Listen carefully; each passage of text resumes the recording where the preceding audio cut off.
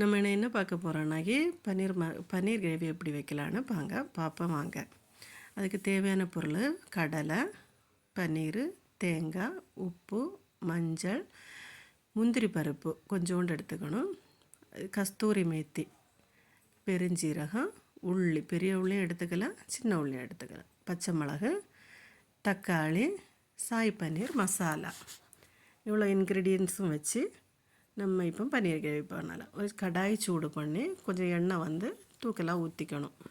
மசாலா அதில் தான் நின்று வதங்கணும். அதனால் எண்ணெயை கொஞ்சம் பதமாக நல்லா பார்த்து ஊற்றிக்கணும். இப்போ எடுத்து வச்சுருக்க தேங்காய், பெருஞ்சீரகம், முந்திரி பருப்பு இவ்வளோத்தையும் நம்ம மிக்சியில் அரைச்சி எடுத்து வச்சுக்கலாம் முதல்ல. ஏன்னா இது லாஸ்ட்டாகிட்டு நம்ம ஊற்றணும். அதுக்காக இப்போ எண்ணெய் காஞ்சிருச்சு. எண்ணெய் காஞ்சோடனே கட் பண்ணி வச்சுருக்க வெங்காயம், ஒரு வெங்காயம் இல்லைன்னா 2 வெங்காயம் பெருசாக இருந்தால், சின்ன வெங்காயம் ஆகி ஒரு பிடி வெங்காயம் சின்ன சின்னதாக கட் பண்ணி போட்டுக்கணும். 3 பச்சை மிளகாய் வந்து 2ஆக உடச்சி போட்டுக்கலாம். உங்களுக்கு எரிப்பு நிறைய வேணும் அப்படின்னா 2ஆக கட் பண்ணியும் போட்டுக்கலாம். நல்ல எரிப்பு இருக்கும். கண்ணாடி பதம் வர்றது வரைக்கும் அந்த வெங்காயத்தை வதக்கிக்கணும். வெங்காயத்தை வதக்கிட்டு அப்புறமா இதில் வந்து நம்ம தக்காளி ஆட் பண்ண போகிறோம். தக்காளியை வந்து சின்னதாகவும் வெட்டி வச்சு போட்டுக்கலாம், நீங்கள் பெருசாகவும் போட்டுக்கலாம். ஆனால் என்னென்னா இந்த வெங்காயத்தை கூட தக்காளி நல்லா வதங்கி வரணும். நல்லா மசிஞ்சு வர்றது வரைக்கும் நம்ம அந்த எண்ணெயில் வதக்கணும். குறைவாக எண்ணெய் ஊற்றுறீங்கன்னா சட்டியோட ஒன்றோட ஒன்று ஒட்டிக்கும். அதனால தான் அதில் வந்து நம்ம தக்காளி வெங்காயம் வதக்கும்போது கொஞ்சம் எண்ணெய் நிறைய விட்டுக்கிறது. உப்பு போட்டுக்கணும். இப்போ தக்காளி போட்டிருக்கோம் இல்லை, தக்காளி போட்டோன்னா உப்பு தேவையான அளவு நீங்கள் போட்டுக்கணும். கடலையிலேருந்து வேக வச்சுருப்பீங்க. உப்போட அந்த தண்ணியும் சேர்த்து ஊற்றுறனால நம்ம கம்மியாக உப்பு போட்டுக்கலாம். நிறைய உப்பு போட்டிங்க அப்படின்னா அந்த தண்ணியை உங்களுக்கு இதில் ஊற்ற முடியாது. இப்போ வந்து இந்த பார்த்திங்களா நல்லா மசிஞ்சு வதங்கிருச்சு. அதில் வந்து 1 டீஸ்பூனு மஞ்சப்பொடி போடணும். மஞ்சப்பொடி போட்டு லைட்டாக வதக்கி கொடுக்கணும். வதக்கி கொடுத்துட்டு நான் சொன்னேன் சாய் பன்னீர் மசாலா இருக்குதுல்ல, அந்த மசாலையை வந்து ஒரு 2 or 3 டேபிள் ஸ்பூனு மசாலா, சாய் பன்னீர் மசாலா எடுத்து வச்சுருந்தோம்ல, அதை எடுத்து போடணும். நீங்கள் அளந்து போட்டாலும் ஒன்றும் இல்லை, உங்களுக்கு கண் பார்வைக்கு உங்களுக்கு போதும் இவ்வளவு வேணும் அப்படின்னு அப்படியே அளந்து போட்டாலும் பரவாயில்லை.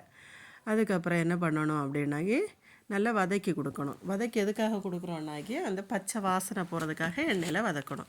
இது காஷ்மீரி சில்லி. இது முதல்ல நான் காமிச்சிருக்க மாட்டேன்.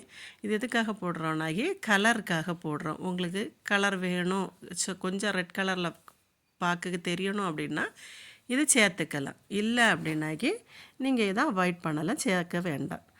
அதுக்கப்புறம் இதையும் லைட்டாக எண்ணெயில் நல்லா வதக்கி கொடுக்கணும். நல்லா வதக்கி கொடுத்துட்டு வேக வச்சுருக்க கடலை அந்த தண்ணியோடையே நீங்கள் அதில் எடுத்து ஊற்றணும். வெள்ளைக்கடலை தான் யூஸ் பண்ணணும். ஏன்னா வெள்ளைக்கடலை வந்து நல்லா இருக்கும், டேஸ்ட்டாக நல்லா மசிஞ்ச மாதிரி இருக்கும். கருப்பு கடலை யூஸ் பண்ணக்கூடாது.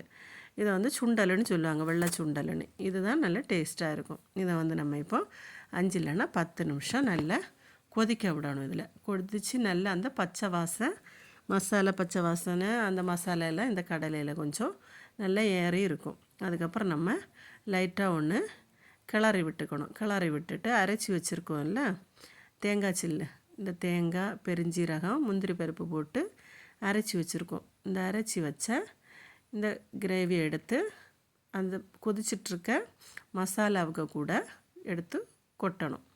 கொட்டிட்டு நம்ம லைட்டாக ஒன்று இலக்கி கொடுக்கணும். மெதுவாக இலக்கி கொடுக்கணும். ஏன்னா ஒரு சைடிலோடு தான் கொட்டணும், நடுவில் இருந்து கொட்டக்கூடாது. நடுவில் கொட்டினீங்கன்னா மேலெல்லாம் தெரிச்சிரும். அதனால் நடுப்பக்கமாக எடுத்து ஊற்றக்கூடாது.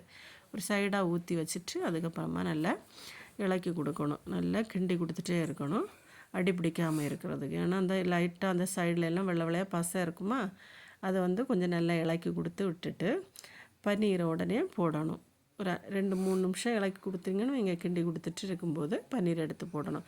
ஏன் பன்னீரை நேரமே போடுறோம் அப்படின்னாக்கி அந்த மசாலா எல்லாமே இந்த பன்னீர்லேயும் கொஞ்சம் பிடிக்கும். அந்த பன்னீரில் வந்து லைட்டாக தண்ணி மயம் இருக்குமா, அதுவும் போயிட்டு இது வந்து மசாலா கொஞ்சம் பிடிச்சி இந்த பாருங்கள் இவ்வளவு கிரேவி கெட்டியாக பன்னீரெல்லாம் என்ன அழகாக வந்திருக்கு பாருங்கள், கலரிங் ஆகிட்டு. பன்னீரில் வந்து மசாலா பிடிச்சதுனால தான் அது இப்படி இருக்குது. அதுக்கப்புறமா கொஞ்சம் மல்லி இலை, உங்களுக்கு தேவையான அளவு மல்லி இலை கட் பண்ணி போட்டுக்கணும். அதுக்கப்புறம் கஸ்தூரி மேத்தி எடுத்து வச்சுருந்தோம்ல, அதுலேயும் கொஞ்சம் தூவி போட்டு மூடி வச்சு மூடி வைக்கணும். முன்னாடி என்ன பண்ணணுன்னா இதை போட்டு கொடுத்துட்டு நல்லா இளக்கணும். கிண்டி கொடுத்துட்டு 2 டீஸ்பூனு 2 இல்லைன்னா 3 2 இல்லைன்னா 3 டீஸ்பூனு நெய் விட்டுக்கணும். ஏன்னா அது நல்ல மணமாக இருக்கிறதுக்கு நல்ல மணமாகவும் இருக்கும், டேஸ்ட்டாகவும் இருக்கும். நீங்கள் ஒருக்கா செய்து பாருங்கள், நல்லா இருக்கும்.